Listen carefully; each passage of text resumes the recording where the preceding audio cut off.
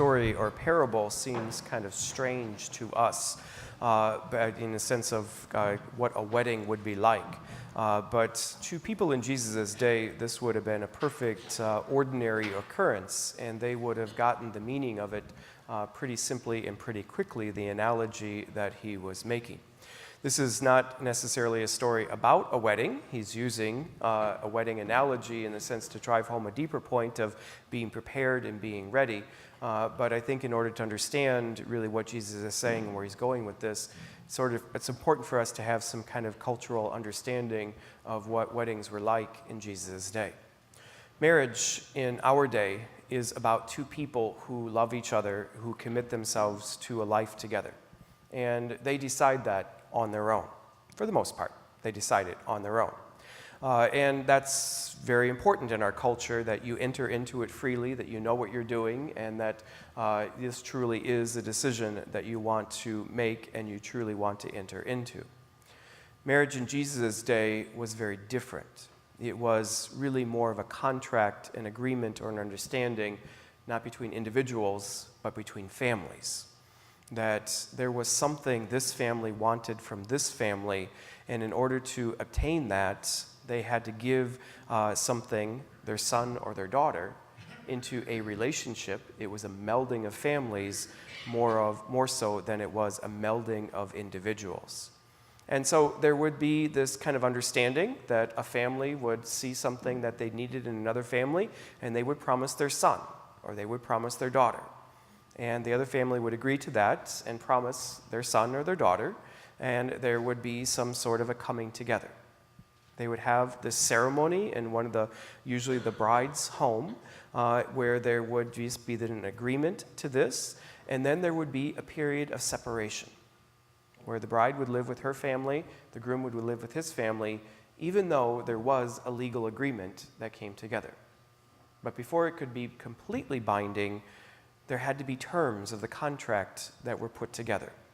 And that's where the families would discuss and haggle, and they would compromise. And this could sometimes take a period of 6 months to an entire year before the bride and the groom would actually come together and live together as husband and wife. So that's kind of what Jesus is saying, is that we come to the point now where basically the families have come to an understanding of the agreement, and the bridegroom, the man, has gone to the bride's house to pick up his bride and to bring him home. And as he brings him home, there is a celebration then in the streets, and there is a procession of people who lead him. And if it's night, they get their lamps out and they kind of process to the bridegroom's home, and where they welcome the bridegroom and the groom into the groom's home, and that's where they are going to live. And then for the next week, there is a celebration.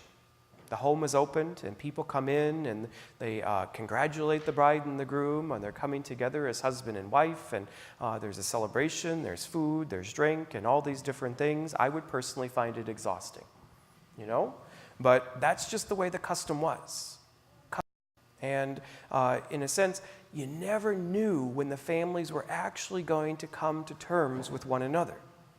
And so these people who were in charge, usually members of the family of the groom, who were in charge in the sense responsible for leading the procession to the bride's groom home, had to be, in a sense, kind of on alert. And that could be for 6 months, and that could be for a year, in order to be able to fulfill their duties and do what they were called to do.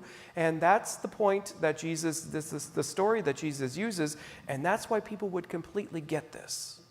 They would understand this. Those maidens had fallen asleep, and suddenly there was a cry, "Behold the bridegroom, be ready to greet him, to welcome him." And it was midnight, and so it was dark. And so the ones who were wise had their lamps and they had plenty of oil, and the ones who were foolish said, "Give us some of that oil," and they said, "Absolutely not. Go get your own." So this is where it delves away from a story about a marriage into a story about being prepared. It's always important to be prepared. We do planning at different times of our life, even in church, like for example, Advent is 2 weeks away. All right? So we're going to begin the season of Advent here in a short order. Maybe it's 3 weeks. I don't know. Your pastor's losing his mind. He can't keep track of time right now. But anyway, Advent is coming rather quickly. But back in August, towards the end of August, first part of September, when most of us were out in the last throes of summer and the kids were not in school yet and kind of getting ready to go and such, we were planning Advent.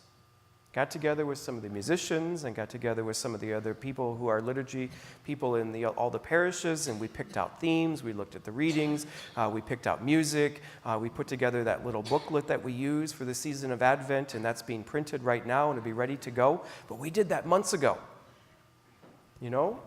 Preparation, planning. Last week, we're not even at Thanksgiving yet, but last week, we've already planned Lent. It's all done. It's all ready to go. But see, that sense of preparation is important because we in a sense, we know the date is coming, but we plan for it. We prepare for it. And it's the same thing with other aspects of our life. We, in a sense, we kind of got to get ready for work. If you're a teacher, you have to do lesson plans. If you have a business, you have to kind of, in a sense, kind of look to the future and what do I need to invest? What do I need to save? What do I need to plan for? If you're a parent, you're always looking at schedules and calendars and, different things, events that the kids have going on and, significant events. Boy, we don't want to forget that anniversary, right? Birthdays are important. So we got to plan ahead. So we're constantly doing this. But those are things we can predict. But Jesus says, what about the things you can't predict? Like, for example, at some point we look forward to going to the kingdom of heaven. But we know neither the day nor the hour. Some of us could get called home tonight. Some of us it may be 20 years from now. Who knows? But how do you prepare for that? But are you prepared for that? And I think that's the point and really the challenge the point that Jesus is trying to make and the challenge that he gives to us with this particular reading. Jane read that second reading from St. Paul's letter to the Thessalonians. Are you unaware, brothers and sisters, about those who have fallen asleep? But don't be feared. Don't be afraid. Look up to heaven and, in a sense, kind of rejoice with them because that's your destiny as well at some point. But are you prepared to welcome the Lord? That's really the question and the challenge that I think is presented to us. And it's a good thing to kind of keep in the back of our mind, to always, in a sense, be ready to welcome the Lord because the Lord is always present with us. And so we have to be ready to be present with him.